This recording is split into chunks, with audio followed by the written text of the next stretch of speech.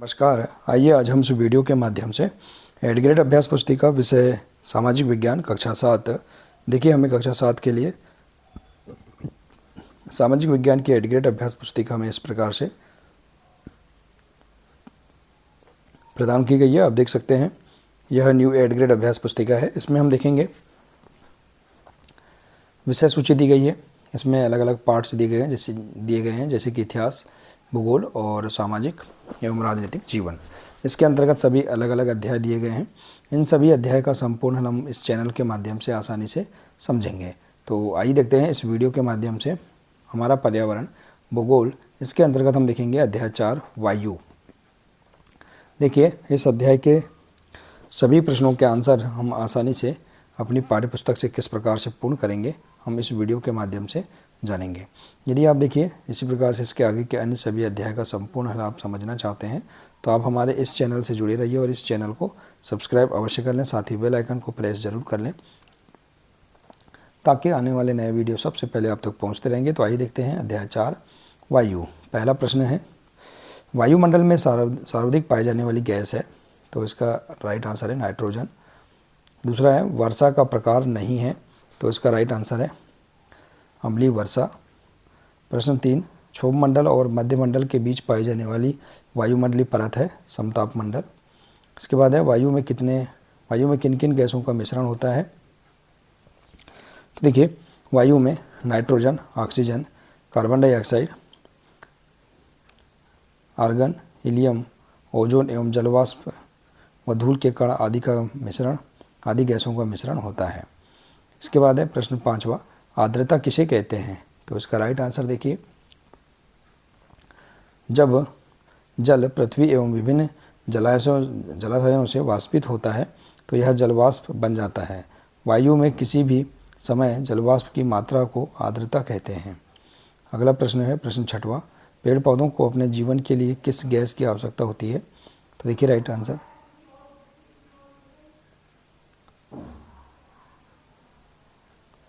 पौधों को अपने जीवन के लिए नाइट्रोजन की आवश्यकता होती है।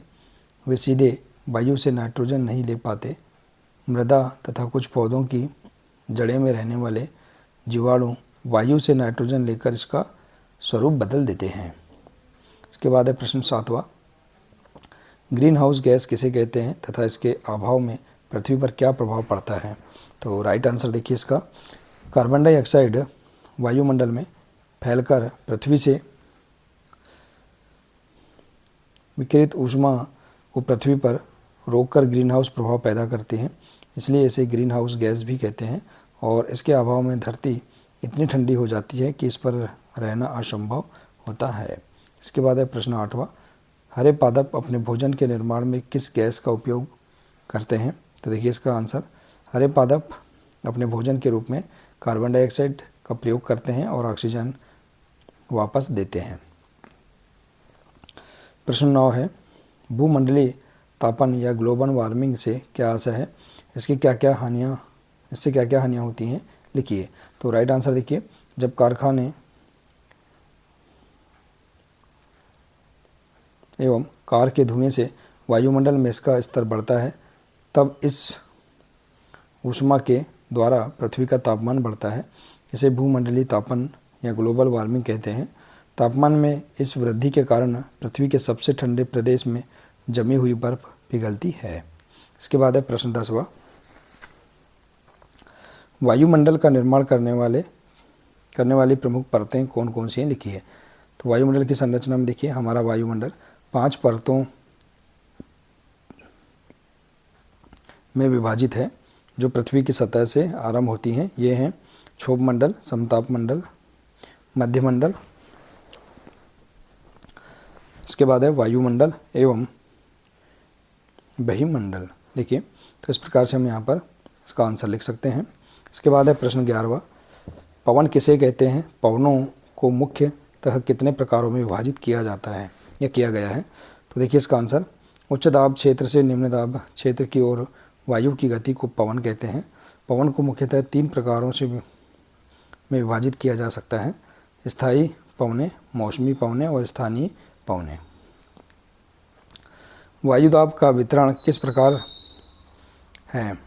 पृथ्वी पर किस प्रकार है? तो देखिए इसका आंसर, पृथ्वी की सतह पर वायु के भार द्वारा लगाया गया दाब वायु दाब कहलाता है।